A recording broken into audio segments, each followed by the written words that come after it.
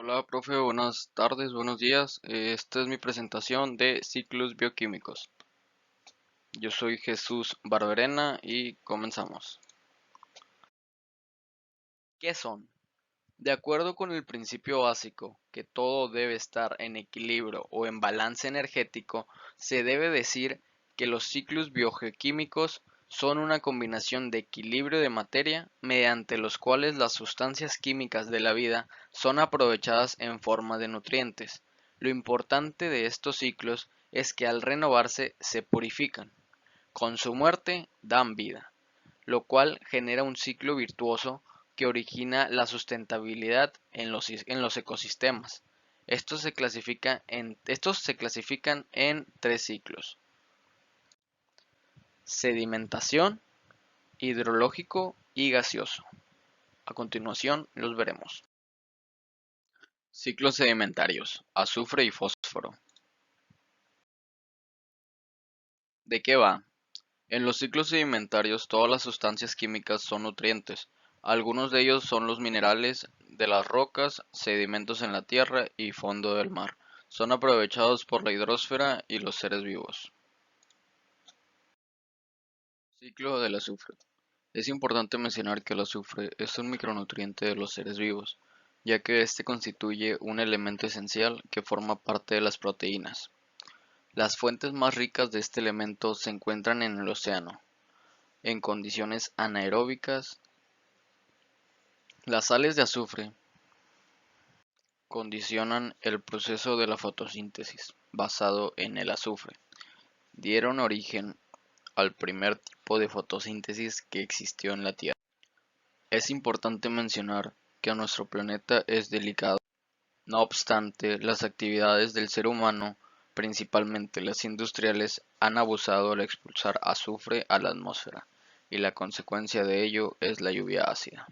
En esta imagen podemos observar el ciclo del azufre. Ciclo del fósforo. Este se considera muy importante porque es un componente esencial de los organismos, debido a que forman parte de los ácidos nucleicos, ARN y ADN. Tiene la función de almacenar energía química. El 0,2% del fósforo se encuentra en las plantas, mientras que el 1% se encuentra en los animales. La fuente principal de fósforo en la naturaleza es la corteza terrestre. El ciclo del fósforo es lento, ya que cuando este elemento entra al suelo es poco soluble. Otras fuentes menos comunes son las erupciones volcánicas, los maremotos y los tsunamis. Como se puede observar en la imagen, el ciclo del fósforo es lento, ya que cuando este elemento entra al suelo es poco soluble, arrastrado por el agua de las lluvias hasta el mar, sedimentándose en el fondo marino, lo que le da lugar a la formación de rocosidades que tardan millones de años en salir a la superficie. Número 2. Ciclos hidrológicos.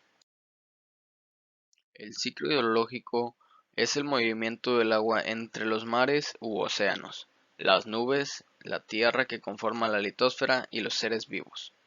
Algunos de ellos son la evaporación del suelo, plantas y océanos, formación y desplazamiento de nubes y niebla, condensación del agua, precipitación en forma de lluvia, nieve y granizo, escorrentia superficial sobre el suelo, infiltración en el perfil del suelo, percolación a estratos más profundos, flujo subterráneo y retorno a la superficie, que son manantiales y pozos. Formación de corrientes superficiales como ríos y arroyos. Descarga en ríos, lagos, océanos y mares. Evaporación, repetición del ciclo. El ciclo hidrológico se compone de tres fases principales. La primera es la evaporación. Se realiza en la superficie del mar en las zonas más cálidas. Esta agua, forma gaseosa, pasa a la atmósfera y forma nubes. Es importante mencionar que el agua y el oxígeno son precursores de la vida en la Tierra. El agua es un solvente universal químicamente soluble en casi todas las sustancias en forma de sales. Es también fundamental en la formación de hidratos. Reacciona y oxida a la mayoría de los metales, formando ácido y un excelente catalizador. Como dato, el cuerpo humano está formado por un 75% de agua y el de un bebé llega a tener hasta un 90% de agua en su cuerpo. Todas las fases. Segunda fase. Es la formación de las nubes. Son la forma condensada de la humedad en la atmósfera. Las nubes desempeñan una función: distribuir la cantidad de calor sobre la superficie terrestre y la atmósfera. En días nublados, la cantidad de energía reflejada es mayor. Se debe a que la atmósfera inferior absorbe más energía calorífica en los días nublados. En un día sin nubes, la Tierra absorbe más energía solar, la cual se disipa más rápido. Se absorbe menos radiación solar que en los días nublados. Mitigar la irradiación solar de 1400 watt metro cuadrado a 1000 watt metro cuadrado. Tercera fase. Tercera fase. El agua de lluvia se absorbe en la superficie y se filtra en los mantos acuíferos y los ríos, que llegan al océano. Al evaporarse, cierra e inicia el ciclo hidrológico de nuevo. El ciclo hidrológico también está ligado a otros ciclos biogeoquímicos, como el transporte de nutrientes, además de eso que permite que el agua se almacene y purifique y distribuya en todo el planeta. Aquí podemos observar la imagen que muestra gráficamente cómo es el ciclo. Se evapora el agua, se precipita y la absorbe la Tierra para reiniciar el ciclo de nuevo. Ciclos gaseosos. Introducción. Los ciclos gaseosos son más dinámicos respecto a los procesos sedimentarios e hidrológicos. Se traduce como la circulación entre la atmósfera y los seres vivos. Es más rápido, generalmente de horas a días, o en algunos casos de hasta cientos de años. Los principales ciclos gaseosos son los de carbono, nitrógeno y oxígeno. Ciclo de carbono. El ciclo de carbono integra los 4 niveles de la Tierra: litosfera, hidrosfera, atmósfera y biosfera, en los cuales este elemento es fundamental en la elaboración de moléculas de lípidos, proteínas, carbohidratos y ácidos nucleicos. Todos los compuestos orgánicos están formados por enlaces de carbono. El mayor reservorio de carbono se encuentra en los sedimentos de las rocas, cuales tardan cientos de años en su intercambio al exterior. La fuente fundamental de carbono en forma de dióxido de carbono (CO2) generado por productores terrestres como acuáticos. Este gas se halla en la atmósfera, solo en un pequeño porcentaje del 0.3%, del cual el 5% se consume en el proceso de fotosíntesis y regresa a la atmósfera mediante el proceso de la respiración de los animales. En promedio, este ciclo se realiza durante 3 años. La principal fuente de carbono orgánico proviene de las plantas, que realizan la fotosíntesis. Se considera el inicio del ciclo de carbono. Es importante destacar que este ciclo está muy relacionado con el ciclo del oxígeno, O2. El ciclo del carbono se compone por las siguientes fases. El carbono va de la atmósfera a las plantas. En la atmósfera, el carbono se combina con oxígeno formando dióxido de carbono, CO2. Mediante la fotosíntesis, el dióxido de carbono es extraído del aire y se convierte en alimento para las plantas. El carbón va de las plantas a los animales. El carbono va de las plantas a los animales mediante la cadena alimenticia. Llega a los animales que se alimentan de estas plantas y asimismo a los animales que se alimentan de otros animales. El carbono va de las plantas y animales al suelo. Cuando plantas y animales mueren, sus cuerpos, madera y hojas se descomponen en el suelo. Tras millones de años, esta se convierte en un combustible fósil. El carbono va de seres vivos a la atmósfera. Cada vez que el ser humano exhala, libera dióxido de carbono, CO2, hacia la atmósfera. Animales y plantas se deshacen de este gas mediante la respiración. El carbono de los combustibles fósiles va a la atmósfera cuando el combustible es quemado. Los seres humanos queman combustibles fósiles para generar energía para las fábricas, plantas eléctricas, automóviles y camiones. La mayoría del carbón penetra a la atmósfera rápidamente en forma de dióxido de carbono, lo cual es muy alarmante, ya que si seguimos a este ritmo nos vamos a acabar a la atmósfera. El carbón se mueve de la atmósfera a los océanos. Los océanos y otros cuerpos de agua absorben algo del carbón en la atmósfera. El carbono se disuelve en el agua. Los animales marinos usan el carbono para crear el material de sus esqueletos y caparazones. Siguiente ciclo, el ciclo del nitrógeno. La atmósfera terrestre contiene el 78% de nitrógeno. Por tanto, la atmósfera es un reservorio de este compuesto. A pesar de su abundancia, pocos organismos son capaces de absorberlo de manera directa para utilizarlo en sus procesos vitales.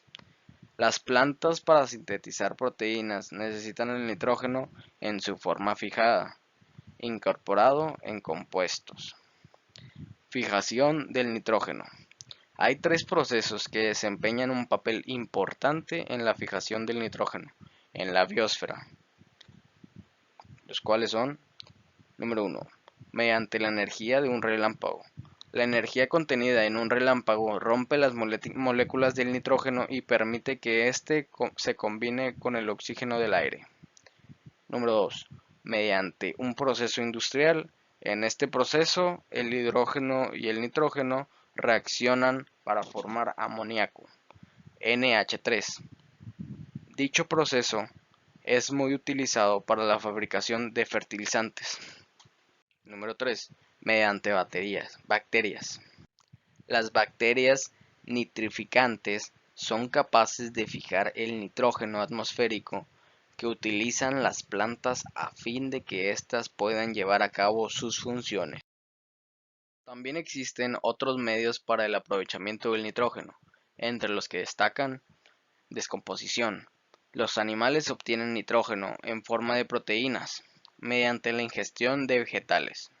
En cada nivel trófico se libera al ambiente nitrógeno en forma de excreciones que se encargan de descomponer y realizar las funciones vitales. Como podemos observar en esta imagen, muestra más a detalle lo que realmente pasa en el ciclo de la descomposición.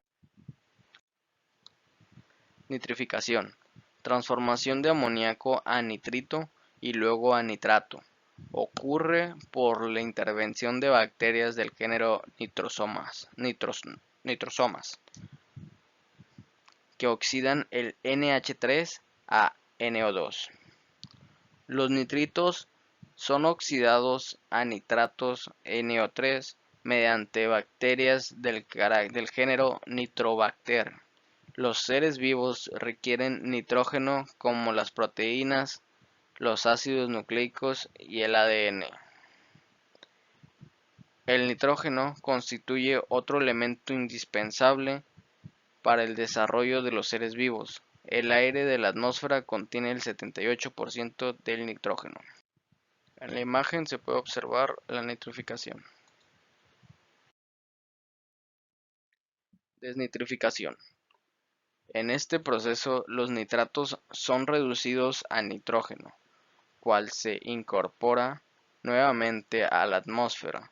Se produce por la acción catabólica de los organismos que viven en ambientes con escasez de oxígeno.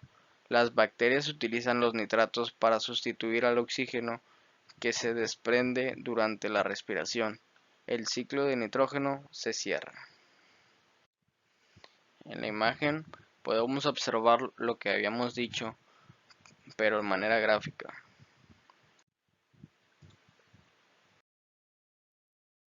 Ciclo del oxígeno. El ciclo del oxígeno es la cadena de reacciones y procesos del oxígeno en la biosfera terrestre. Al respirar, los animales y los seres vivos tomamos del aire el oxígeno de las plantas producen, y luego lo exhalamos formando dióxido de carbono. Las plantas a su vez toman el gas carbónico que los animales y los seres vivos exhalamos y lo utilizan en el proceso de la fotosíntesis. Plantas, animales y seres humanos intercambian oxígeno y dióxido de carbono todo el tiempo. Una vez que los usan, los reutilizan y los reciclan. A esto se le llama el ciclo del oxígeno. En la atmósfera terrestre, el oxígeno, O2, le confiere un carácter oxidante mediante el proceso de fotólisis del agua, formándose como producto de este proceso hidrógeno y oxígeno. Tanto el oxígeno molecular como el oxígeno disuelto en el agua intervienen en muchas reacciones de los seres vivos. En la respiración celular se reduce oxígeno para la producción de energía, al tiempo que se genera dióxido de carbono. En el proceso de fotosíntesis se origina oxígeno y glucosa a partir de agua, dióxido de carbono, CO2 y radiación solar, fotones. El oxígeno molecular O2 representa el 20% de la atmósfera terrestre. Esta cantidad de oxígeno abastece las necesidades requeridas por todos los organismos terrestres. Además, cuando el oxígeno se disuelve en agua, cubre las necesidades de los organismos acuáticos. En el proceso de la respiración, el oxígeno actúa como un ion aceptor. En los procesos de oxidorreducción, los reactivos aceptan o ceden electrones. El ciclo se completa en la fotosíntesis, cuando se captura la energía de la luz para alejar los electrones de los átomos de oxígeno de las moléculas de agua. Los electrones reducen los átomos de oxígeno del agua, así los átomos de carbono a carbohidratos. Al final, se produce oxígeno molecular, y así se completa el ciclo del oxígeno. En estos ciclos biogeoquímicos, las sustancias se renuevan, se purifican y se promueve la sustentabilidad de los ecosistemas. Si no logramos cuidar el delicado equilibrio que existe, podemos generar un problema tanto de las especies que habitan el planeta como para nosotros. Cambios climáticos, extinción de especies y, por ende, pérdidas humanas. Una regla fundamental para la sustentabilidad es la siguiente: la velocidad de procesos de reciclado, renovación, purificación, reemplazo, conservación debe ser siempre mayor que la velocidad de los procesos naturales de consumo, extracción, contaminación, destrucción, degradación, fragmentación y abatimiento de los mismos. Esta regla por el señor Álvaro Limón Martínez, muy buena, muy reflexiva.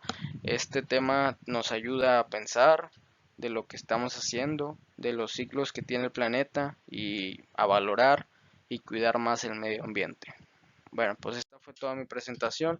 Muchas gracias y adiós.